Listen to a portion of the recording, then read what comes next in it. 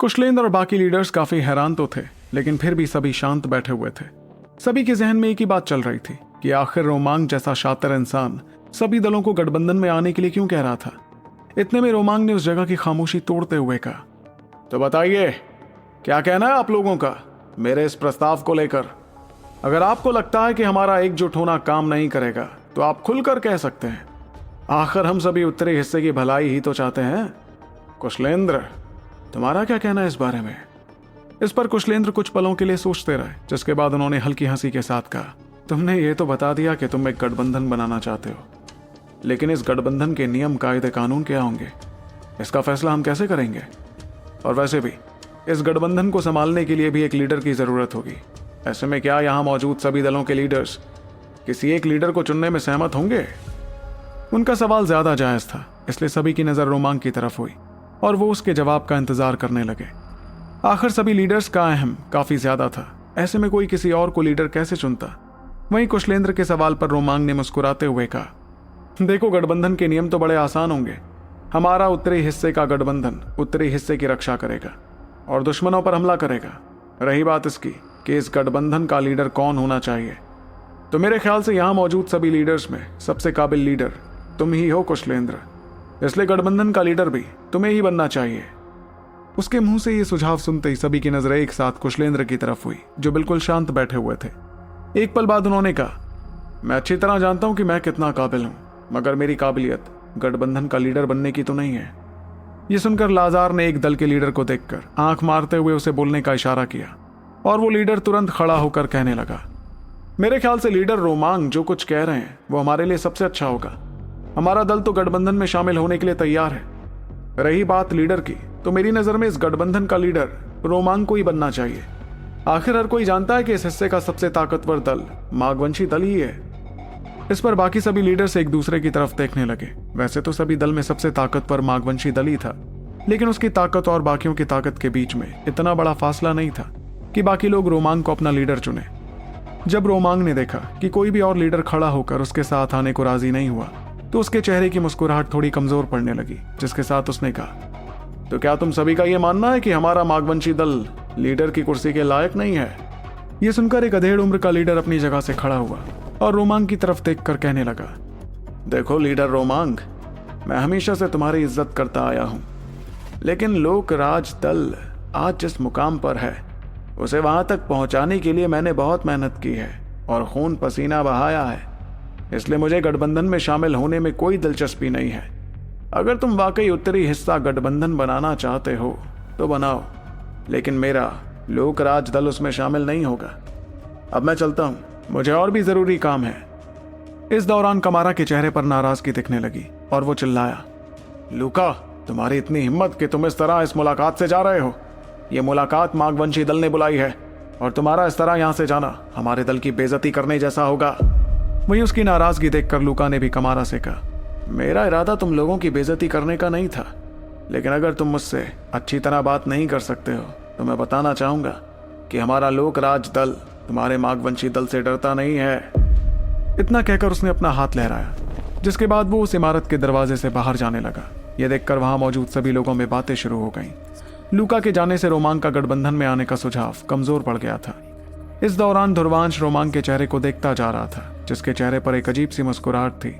वो जिस तरह लूका की तरफ देख रहा था उसमें एक खूंखार और जानलेवा इरादा झलक रहा था। इस जानलेवा इरादे के साथ वो चिल्लाया, लूका, एक बात ध्यान रखो, जैसे ही तुम्हारे कदम इस इमारत की दहलीज को पार करेंगे तो तुम्हारे पास दूसरा मौका नहीं होगा हमारे साथ आने का। पर लूका तो उसकी बात को नजरअंदाज कर गुरूर के साथ उस दरवाजे से बाहर चला गया। इस दौरान उसके चेहरे पर हंसी भी थी, जैसे उसे पता था कि रोमांग उसका कुछ नहीं बिगाड़ सकता था। लेकिन जैसे ही लूका ने दरवाजे के बाहर कदम रखा तो एक तेज आवाज सुनाई पड़ी और सभी ने देखा कि लूका का शरीर उड़ते हुए इमारत के अंदर आ गया। वो शरीर इमारत की दीवार से जाकर टकराया और उसके शरीर से ढेर सारा खून निकलने लगा। सिर्फ इतना ही नहीं, बल्कि वो इतनी बुरी तरह जख्मी हो गया था कि कोई समझ ही नहीं पाया कि वो जिंदा भी था या फिर मर गया था। इस एहसास के चलते हर किसी के मन में एक ही सवाल गूंजने लगा, इस जैसे ताकतवर दिव्यमान को कौन इतनी बुरी तरह जख्मी कर सकता है, वो भी सिर्फ एक ही हमले में। हर तरफ शोर मचने लगा। ध्रुवांश और कुशलेंद्र भी चेहरे पर परेशानी के साथ दरवाजे की तरफ देखने लगे।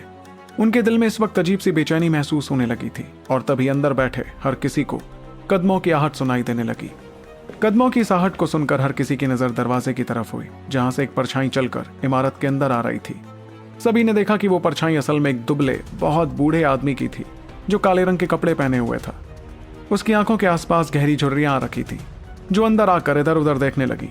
एक पल बाद उस आदमी ने धीरे से अपना हाथ आगे किया और अपनी भारी आवाज में कहा, आज कोई भी यहां से मेरी इजाजत के बिना नहीं जाएगा, और जो कोई जाएगा उसका अंजाम अच्छा नहीं होगा। इतना कहकर वो आदमी तुरंत अपनी चेतना शक्तियां बाहर निकालने लगा। उसके शरीर से निकलती चेतना शक्तियां रुकने का नाम ही नहीं ले रही थी और देखते ही देखते वो किसी दिव्यमान से भी ज्यादा हो गई। इस कदर चेतना शक्तियों से आसपास मौजूद कमजोर योद्धा उड़ते हुए पीछे जा गिरे, बल्कि उस इमारत तक में दरारें पड़ने लगी थी और साथ ही वहां तेज हवाएं चलने लगी। ऐसी हलचल देखकर सभी के चेहरों का रंग बदलने लगा। ऐसा ही कुछ हाल कुशलेंद्र का भी था, जिनकी पकड़ कुर्सी पर मजबूत हुई और वो हैरानी भरी आवाज में कहने लगे, विशंभर लौट आया, परमवीर बनकर। वैसे तो सभी के दिल में हंगामा मचा हुआ था, मगर किसी के भी मुंह से एक लफ्ज तक नहीं निकल पा रहा था। न जाने कितने सालों से उत्तरी हिस्से में कोई परमवीर योद्धा नहीं हुआ था। देखा जाए तो इस कदर ताकतवर योद्धा न सिर्फ उत्तरी हिस्से में बल्कि बाकी हिस्सों के हिसाब से भी ताकतवर माना जाता। उस इमारत के अंदर 10 के आसपास दिव्यमान योद्धा मौजूद थे, लेकिन एक अकेले परमवीर के सामने वो 10 एक साथ मिलकर भी कुछ नहीं कर पाते। और तो और इस कदर ताकतवर योद्धा के मागवंशी दल में आने का मतलब था कि उस दल की मौजूदा ताकत कई गुना बढ़ गई थी। कुशलेंद्र लगातार विशंभर की तरफ देखते गए। उनके चेहरे पर अजीब सी घबराहट दिख रही थी। वहीं बाकी लीडर्स की आंखों में भी खौफ साफ दिखाई दे रहा था, जिसे देखकर ध्रुवांश भी यहां भरने लगा। इतने में विशंभर चलते हुए रोमांग के पास गया, जिसने अपनी कुर्सी उसके बैठने के लिए खाली कर दी थी। फिर उस कुर्सी पर बैठकर विशंभर ने सभी से कहा, एक अरसा बीत गया तुम लोगों को देखे, पता नहीं तुम लोगों को मैं याद भी हूं या नहीं। तब भल्ला ने मजबूरी भरी आवाज और झूठी मुस्कुराहट के साथ कहा, कैसी बात कर रहे हैं आप विशंभर जी? 3 साल पहले आपसे ज्यादा ताकतवर योद्धा इस उत्तरी हिस्से में और कोई नहीं था। ऐसे में भले ही आप 3 साल से गायब क्यों ना थे, आपका रुतबा तो लोगों की याद में बरकरार है।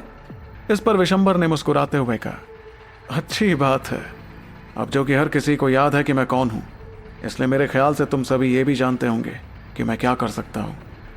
देखो, ये बिखरे बिखरे दल मुझे अच्छे नहीं लग रहे हैं। बहुत सालों से उत्तरी हिस्सा इस तरह विभाजित रहा है। अब वक्त आ गया इस विभाजन को दूर करने का। ये सुनकर एक लीडर ने थोड़ी हिम्मत बांधते हुए कहा, देखिए विशंभर जी, सच कहें तो हमारी इच्छा नहीं है एक होने की, और हम बाकी के हिस्सों से लड़ना भी नहीं चाहते। ऐसे में एक साथ आने का फायदा हमें समझ नहीं आ रहा है। लेकिन विशंभर ने अपनी खूंखार नजर उस आदमी की तरफ करते हुए जवाब दिया, मैं जानता हूं कि तुम लोगों की इच्छा नहीं है दूसरे हिस्सों से टकराने की, लेकिन मेरी इच्छा है। इसलिए आज से उत्तरी हिस्सा गठबंधन की स्थापना की जाती है और इसका लीडर मैं रहूंगा। रही बात तुम सभी की, तो ये फैसला तुम्हारे ऊपर है कि तुम इस गठबंधन में शामिल होना चाहते हो या नहीं। लेकिन ध्यान रखना कि मेरी नज़र में या तो कोई दोस्त होता है या तो दुश्मन, और दुश्मनों को जिंदा रखना मुझे बिल्कुल पसंद नहीं है। जाहिर सी बात थी कि विशंभर ऐसा कहकर सभी को धमका रहा था, जिसके चलते सभी सहम गए। लोगों के चेहरों की फीकी पड़ चुकी रंगत देखकर रोमांग और मागवंशी दल वाले काफी खुश होने लगे। अब जो कि उनके पास परमवीर योद्धा आ गया था, ऐसे में कोई भी मागवंशी दल के खिलाफ जाने की हिम्मत नहीं कर सकता था। इतने में रोमांग ने अपनी नजर कुशलेंद्र की तरफ की और वो अजीब अंदाज में मुस्कुराने लगा। इस दौरान उसने मनी मन सोचा, कुशलेंद्र, अब तुझे और तेरे दल को मागवंशी दल से कोई नहीं बचा सकता। कुछ पलों बाद ऐसे कुछ दल थे जो गठबंधन का हिस्सा बनने के लिए राजी हो गए थे, लेकिन सभी जानते थे कि वो दल चापलूस थे, इसलिए उनका मागवंशियों की बात के लिए राजी होना कोई नई बात नहीं थी। पर बाकी किसी भी लीडर ने कुछ नहीं कहा। यह देखकर विशंभर ने धीमी आवाज में कहा, यह इतना सन्नाटा क्यों है? कहो कि तुम लोग हमारे साथ हो या हमारे खिलाफ। तब भल्ला ने मायरा की तरफ देखने के बाद उस जगह की खामोशी तोड़ते हुए कहा, देखिए विशंभर जी, भीलवंशी दल खड़ा करने के लिए मैंने अपनी पूरी जिंदगी ही लगा दी है, इसलिए मैं इस गठबंधन का हिस्सा नहीं बन सकता, क्योंकि मुझे अपने दल को भी जवाब देना होगा। यह सुनते ही विशंभर की नजर भल्ला की तरफ हुई और उसने हल्की मुस्कुराहट के साथ कहा, इसका मतलब भीलवंशी दल हमारा दोस्त नहीं बनना चाहता है। ऐसे में तो वो हमारा दुश्मन हुआ। इतना कहकर उसने बेहद खतरनाक चेतना शक्तियां अपने शरीर से निकालकर भल्ला पर एक जोरदार हमला कर दिया। वो हमला तेजी से भल्ला की तरफ बढ़ता जा रहा था, जिसे अपनी तरफ आते देख भल्ला ने भी अपनी ज्यादातर चेतना शक्तियां बाहर निकाली। उसके ठीक सामने एक सुनहरा बाघ भी तैयार हो गया था, जो दहाड़ते हुए उस हमले का सामना करने लगा। लेकिन भल्ला ने चाहे अपनी ज्यादातर चेतना शक्तियां ही उस हमले में इस्तेमाल क्यों ना कर दी थी, विशंबर के हमले पर उसका कोई असर नहीं पड़ा, बल्कि विशंबर के उस हमले ने बाघ को तबाह कर सीधा भल्ला पर हमला कर दिया। उस हमले में इतनी ताकत थी कि इमारत पर आई दरारें और ज्यादा बढ़ने लगी और भल्ला उड़ते हुए दीवार से जा टकराया। दीवार से टकराने पर वो खून की उल्टियां करने लगा और उसके चेहरे का रंग सफेद पड़ गया। इससे साफ हो गया कि भल्ला एक ही हमले में कितनी बुरी तरह जख्मी हो गया था। वहीं जब मायरा ने अपने पिता को इस तरह जख्मी होते हुए देखा तो वो हड़बड़ाकर अपने पिता के पास जाने लगी। पिताजी! लेकिन विशंबर के चेहरे पर कोई भाव नहीं था और उसने बची हुई चेतना शक्तियों की दिशा बदलकर मायरा की तरफ कर दी। भल्ला इतना ताकतवर था कि विशंबर के हमले के बाद भी जिंदा बचने में कामयाब हुआ, लेकिन मायरा पर हमला करने का मतलब था कि विशंबर बेरहमी से उसे खत्म कर देना चाहता था।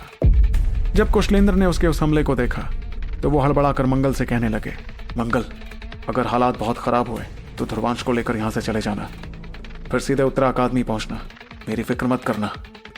उनकी बात पर मंगल के चेहरे पर भी फिक्र दिख रही थी। वो समझ गया कि खुद कुशलेंद्र को भी इस मुश्किल से बाहर निकलने का तरीका नहीं समझ आ रहा था। आखिर परमवीर से भिड़ना कोई मामूली बात नहीं थी। इस दौरान ध्रुवांश शांत खड़ा अपनी मुट्ठी कसता जा रहा था, लेकिन मायरा की तरफ हमला होते देख उसकी आंखों में अजीब सा पागलपन दिखाई देने लगा था।